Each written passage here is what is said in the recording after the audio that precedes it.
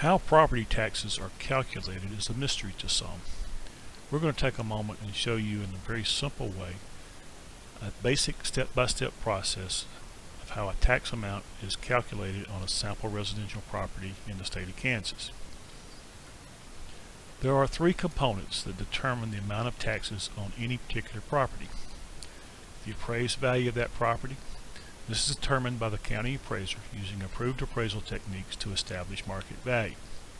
The two homes you see here are quite different. Their appraised market value will also be quite different. The second component is the assessment level of the property. This is determined by classification and is established by state law. In simplest terms, the assessed value is a percent of the appraised value that is actually subject to taxation.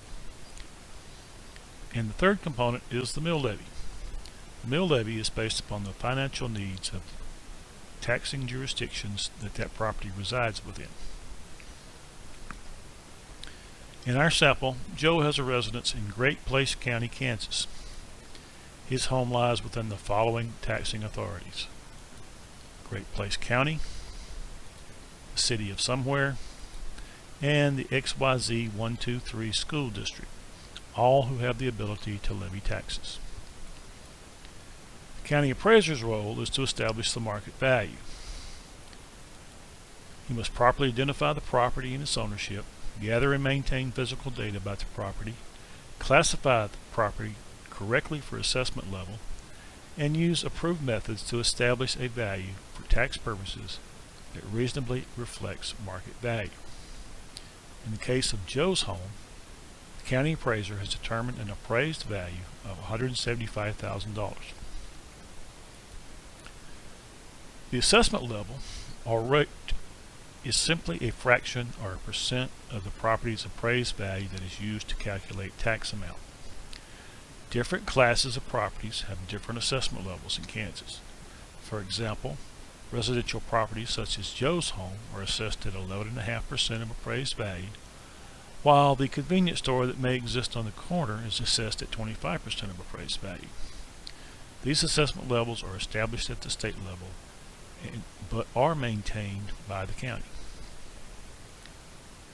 Joe's assessment level is, as we stated, 11.5%, or written as 0.115. The third component is the mill levy. First of all, what is a mill? A mill is just 1/1000th of a dollar, or 0.001.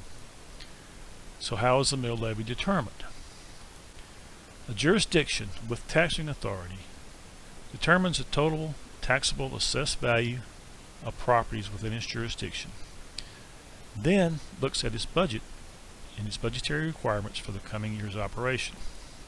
In simplest terms, the money needed for the budget is divided by the total taxable assessed value within the jurisdiction. The resulting figure is the mill levy. As an example, Great Place County has determined that it requires a budget of $45 million. The total tax base or assessed value within its jurisdiction is $175 million. The $45 million divided by $175 million indicates a mill levy of 25.71 mills, or written as 0.2571.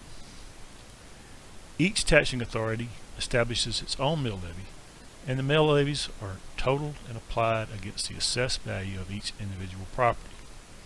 In our example, Great Place County has a mill levy of 25.71 mills, Somewhere City has a mill levy of 54 mills, and the XYZ 123 School District determines that they need 62 mills to operate. Those are totaled together for a total levy of 141.71 mills. The final calculation is relatively simple. The appraised value of Joe's home at $175,000 is multiplied times the assessment rate of 11.5%, resulting in an assessed value of $20,125. The total mill levy of all taxing jurisdictions within which he resides is 141.71 mills. The assessed value is multiplied times the mill levy, and the resulting property tax is $2,851.91. Now, this is a very simple calculation.